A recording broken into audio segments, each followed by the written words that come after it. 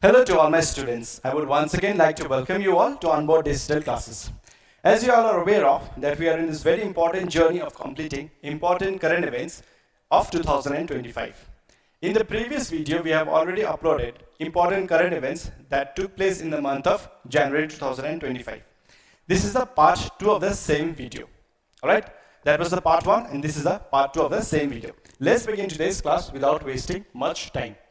Okay, question number 1 expects us to provide solutions. Why?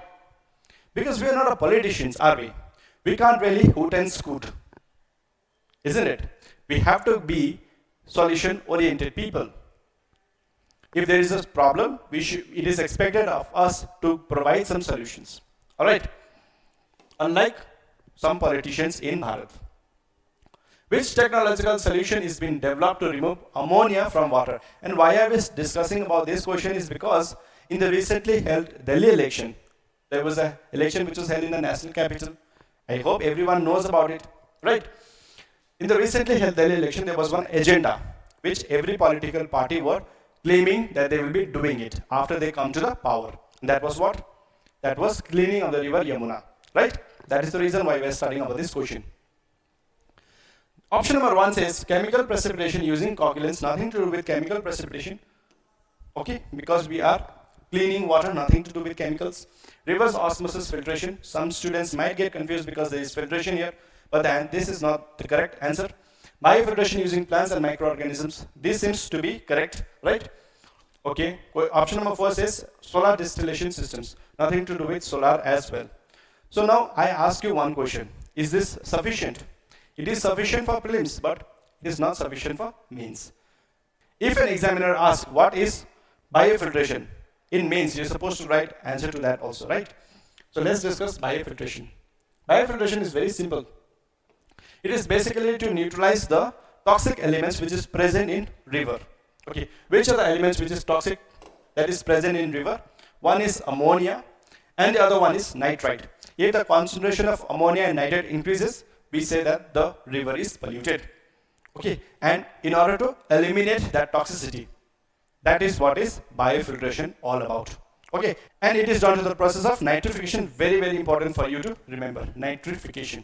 Extremely important for all the aspirants to know. Alright. Now we know in a river there are living organisms as well as non-living organisms. Right? We have seen fishes in rivers, right? Fishes.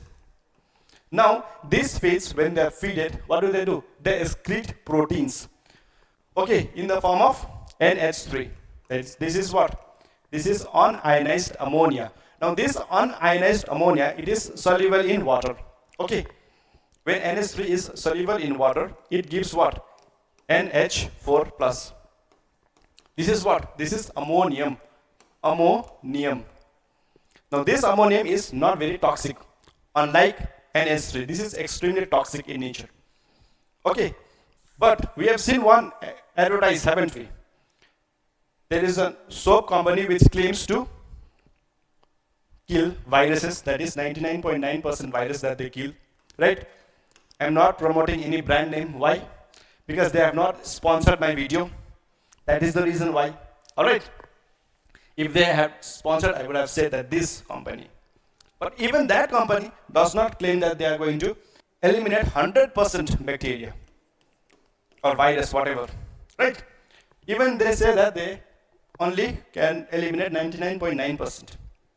Same case applies there also, because though this ammonia is soluble in water, okay, this ammonia is soluble, but all ammonia is not soluble in water. And we know those ammonia which is not soluble in water, it is highly toxic. What do? And the solubility is also dependent on two factors. One, pH value, and another one is salinity. We know if anything less than 7, if the pH value is less than 7, then that is acidic in nature. And if it is more than 7, then that is alkaline or basic in nature. This is something that we know. That is one factor which is dependent on. And another factor which is dependent on is salinity of the water. Alright, so these are the two factors. One is pH value and the other one is alkaline. Let's discuss this slide. What it says, the process to neutralize the toxicity of ammonia and nitrite, that is called biofiltration. Okay, this is done through nitrification, already discussed. Fish, when they are feeded, the protein is excreted in the form of unionized ammonia, NH3, which is extremely dangerous and hazardous. NH3 is soluble in water, that is NH3 when it mixes with water, it gives NH4. This is what? Ammonium, which is relatively non-toxic. But not all ammonia is soluble in water, like that of soap, right? But not all are soluble in water. It depends upon the pH value as well as salinity of the water, which is we have already discussed. Now, if the concentration of NH3 increases, what happens? It's very dangerous not only to the humans, but also to the species which is living there, ultimately fishes. Alright? Now, how do we reduce the concentration of ammonia which is present in the water?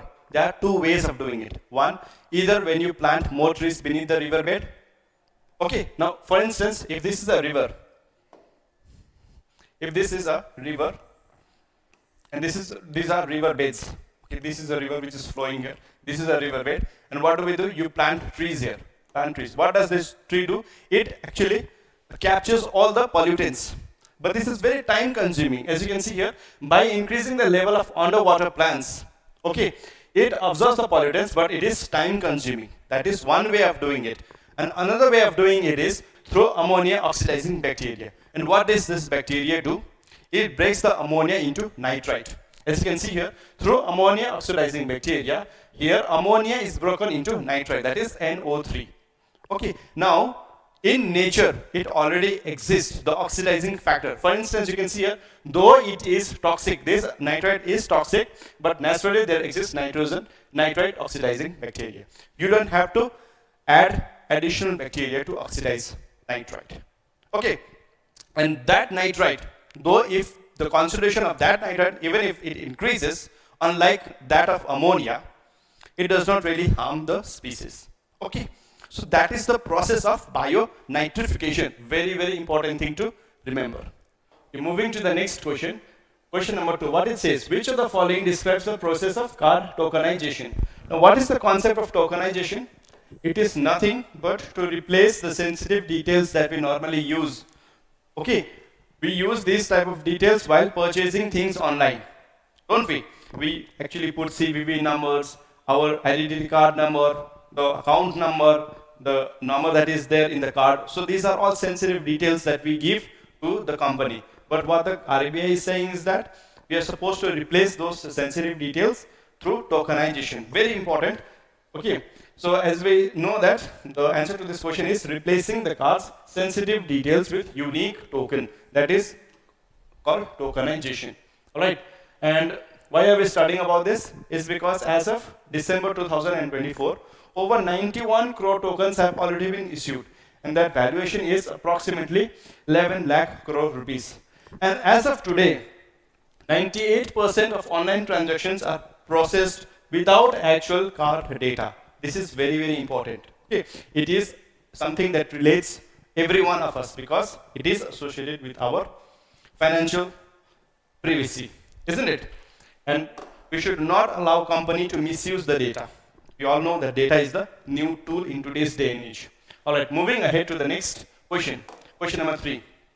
Very important news because UPSC tends to ask those places which is in news. And today, Karachi is in news and we need to know the location of Karachi. Okay. If you are following the news regularly, you'll be easily able to guess the answer to this question. Karachi is located in the northern part of Russia, right? Between Russia's Siberian coast and Arctic archipelagos. So answer to this question is option number 2. Please do the mapping also. Let's do the mapping. This is Russia, this is Arctic Circle, and Karachi is here, as you can see. Okay, this is Karachi. Very important. Why is it news? Because there was a collision of Russian nuclear-powered icebreaker with cargo vehicles in the Karachi in January 26, 2025. There was a collision, and that also nuclear-powered. All right, very, very important. Okay, question number 4. What it says? The pollution of the Pala River in Tamil Nadu is primarily caused by which of the following industries? Okay, there is a pollution in Pala River in Tamil Nadu.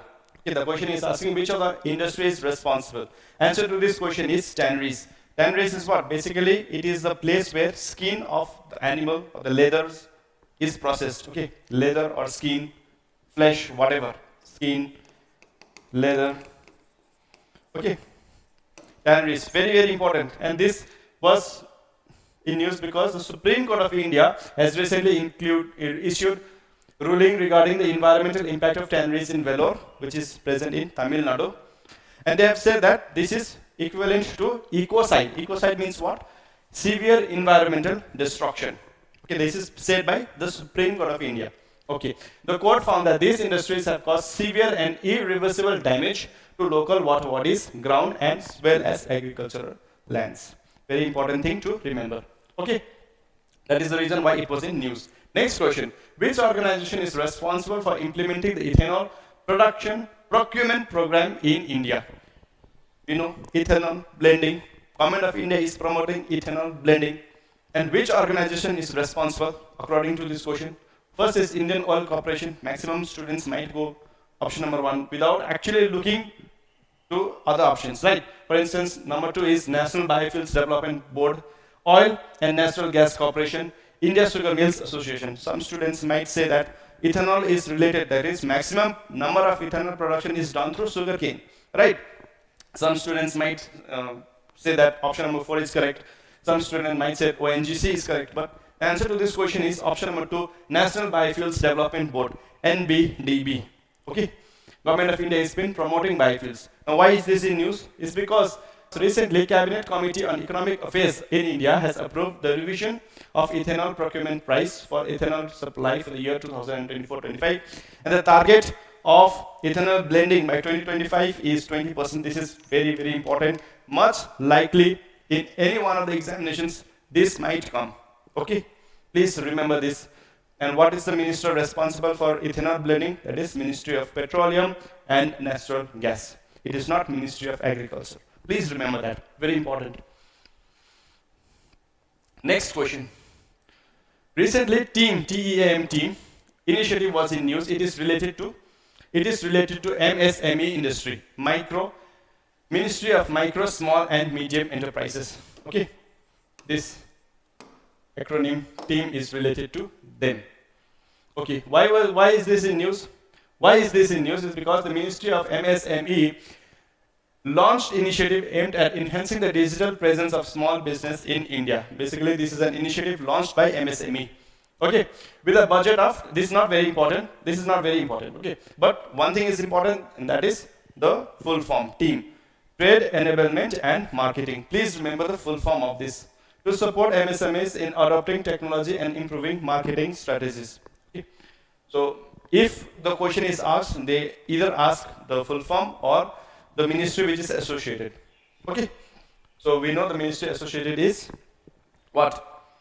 MSME, Ministry of Micro, Small and Macro Enterprise. Okay, this is very important. This is very, very important. This has highly chance of coming in one of the examinations. Why? Because this is about Etikoppaka Bommalu. Very, very difficult to pronounce, but this is very famous wooden dolls which is practiced in which state? It is practiced in the state of Andhra Pradesh. And why are we studying about this? These are, as you can see, these are the dolls, wooden dolls. Basically, the collars which is used here are natural collars which is used. Okay, it's been practiced. It's going on since ages. Very, very old tradition which is followed. And the answer to this question is option number 3, Andhra Pradesh. And the reason we are studying about this is because Etikoppaka Bommalu is a traditional wooden toy craft from Andhra Pradesh, recently showcased during 76th Republic Day parade. We know that in the month of January there was a Republic Day celebration. This year it was 76th Republic Day celebration, and in that celebration, Etikoppaka Bommalu was showcased by Andhra Pradesh. Okay. Now these toys, what does it do? It represents the blend of cultural heritage and sustainable artistry. Alright. The craft has evolved over 400 years, as we have said, that it's a very long traditional art. The toys often depict mythological figures, animals, and household items, as you can see here. Right? Next, question number 8. Which of the following cities in India were recently accredited as wetland cities under Ramsar Convention? Very, very important news. Very, very important factual information. Answer to this question is Indore and Udaipur. Indore and Udaipur. Okay, option number 1. Next, Why is it news? Because India has recently celebrated achievement with Indore and Udaipur becoming the first cities from the country to be accredited as wetland cities under Ramsar Convention. Very important in news. Why? Because they have become the first cities. Okay. This recognition marks the importance of wetlands in urban areas, not only in rural areas but also in urban areas, and the need for their conservation. Very important. Next, question number 9. Which is the main purpose of Article 224A? This article is not much seen in news. Okay, this is very hardly seen, this article in news of the Constitution of India. But this time it is in news. Why? Because the Supreme Court of India has said that there is a requirement of temporary judges. Okay, the temporary appointment of retired judges to address the shortage of judges in high courts. This is applicable only to high court judges, not to Supreme Court. Very important to remember. High court judges only, not to Supreme Court judges. Alright.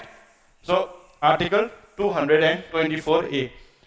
And why are we studying about this? Because on January 21, 2025, the Supreme Court of India suggested the temporary appointment of retired judges, and it is for retired judges, to alleviate the backlog of pending, because we have seen there are so many number of pending cases in Bharat, right? In order to alleviate the pending cases also, the Supreme Court of India has suggested.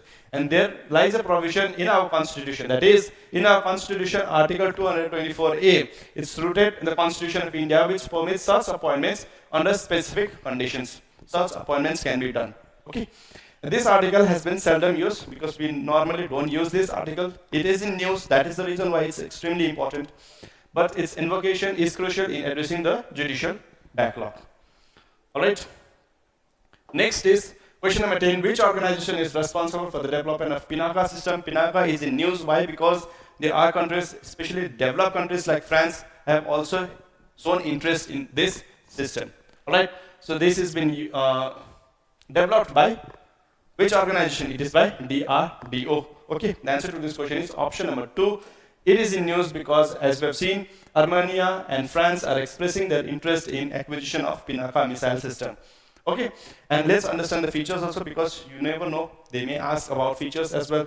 Features is the range of 60 kilometers in its latest version, with a future variation targeting up to 120 kilometers. There are variations. I have seen so many articles, but there are many variations. Alright, even ChatGPT is showing different variation, very biased. Don't believe everything what ChatGPT says, please. Okay, capable of launching 12 rockets and 1 in 44 seconds. Again, this is also given wrong in ChatGPT. I have actually checked it. Okay, so basically this was the news. I hope you have liked the video. Thank you very much, and please do like, share, subscribe, whatever you want to do, please do it, and help the channel to grow. Alright, we'll meet you in the next class with different subject, alright, and different topics. Thank you very much. I will meet you in the next class.